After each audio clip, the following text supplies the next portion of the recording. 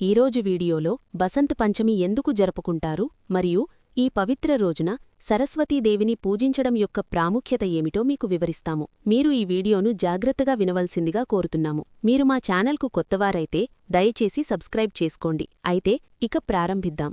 బసంత్ పంచమి యొక్క ప్రాముఖ్యత విశ్వసృష్టి ఆరంభంతో ముడిపడి ఉంది. పురాణాల ప్రకారం సృష్టి ప్రారంభకాలంలో శ్రీమహావిష్ణువు ఆదేశానుసారం బ్రహ్మదేవుడు జీవులను, ముఖ్యంగా మానవులను సృష్టించాడు. కాని తన సృష్టి పట్ల ఆయన పూర్తిగా సంతృప్తి చెందలేదు. ఏదో లోటు ఉందని ఆయనకనిపించింది. దాని ఫలితంగా సృష్టిలో నిశ్శబ్దం మరియు నిశ్చలత వ్యాపించింది. అప్పుడు బ్రహ్మదేవుడు శ్రీమహావిష్ణువు అనుమతితో తన కమండలం నుండి భూమిపై జలాన్ని చల్లాడు. నీటి బిందువులు భూమిపై పడగానే వాటిలో కంపనం మొదలైంది. అదే సమయంలో వృక్షాల మధ్య నుండి ఒక అద్భుతమైన దైవిక శక్తి అవతరించింది. ఆ రూపం 4 చేతులు కలిగిన అందమైన స్త్రీదేవి. ఆమె ఒక చేతిలో వీణ, మరో చేతిలో వరదముద్ర, మిగిలిన 2 చేతుల్లో పుస్తకం మరియు జపమాల ధరించి ఉన్నారు. బ్రహ్మదేవుడు ఆమెను వీణ వాయించమని కోరాడు. దేవి వీణను మధురంగా వాయించగానే సృష్టిలోని సమస్త జీవులకు వాక్కు లభించింది. జలధారల్లో కలకలం మొదలైంది. గాలి వీచడంతో శబ్దం ఏర్పడింది. విశ్వం జీవంతో నిండిపోయింది. అప్పుడు బ్రహ్మదేవుడు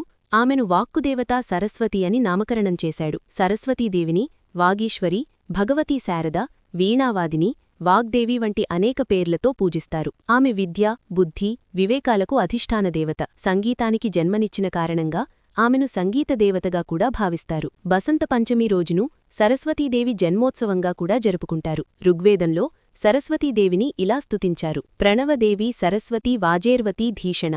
అంటే సరస్వతీ పరమ చైతన్య స్వరూపిణి. ఆమె మన బుద్ధి, ప్రజ్ఞ, మనోవృత్తులకు సంరక్షకురాలు. మనలోని జ్ఞానం, మేధస్సు, సంస్కారం అన్నీ ఆమె కృపవలనే వికసిస్తాయి. పురాణాల ప్రకారం శ్రీకృష్ణుడు సరస్వతీదేవిపై ప్రసన్నుడై బసంత పంచమి రోజున నీకు ప్రత్యేక పూజ జరుగుతుంది అని వరమిచ్చాడు. అందుకే ఈ రోజు భారతదేశమంతటా విద్యాదేవతాయైన సరస్వతిని భక్తితో ఆరాధిస్తారు. ఈ పవిత్ర రోజున భక్తులు పసుపురంగు వస్త్రాలు ధరించడం ఆనవాయితీ. పసుపురంగు జ్ఞానం, శుభత, సమృద్ధికి ప్రతీక. సరస్వతీదేవికి పసుపురంగు స్వీట్లు, తేనె, పసుపు పూలు నైవేద్యంగా సమర్పిస్తారు. అలాగే ఈ రోజునే చిన్నపిల్లలకు అక్షరాభ్యాసం లేదా విద్యారంభం నిర్వహిస్తారు. పిల్లలు తొలిసారి అక్షరాలు రాయడం ద్వారా విద్యాప్రయాణాన్ని సరస్వతీదేవి ఆశీస్సులతో ప్రారంభిస్తారు. ఇది అత్యంత శుభకరమైన సంప్రదాయంగా భావించబడుతోంది. ప్రియమైన వీక్షకులారా, ఈ వీడియో ద్వారా బసంత పంచమి మహోత్సవం ఎందుకు జరుపుకుంటారు మరియు దాని ఆధ్యాత్మిక ప్రాముఖ్యత ఏమిటో మీకు స్పష్టంగా తెలిసిందని ఆశిస్తున్నాము.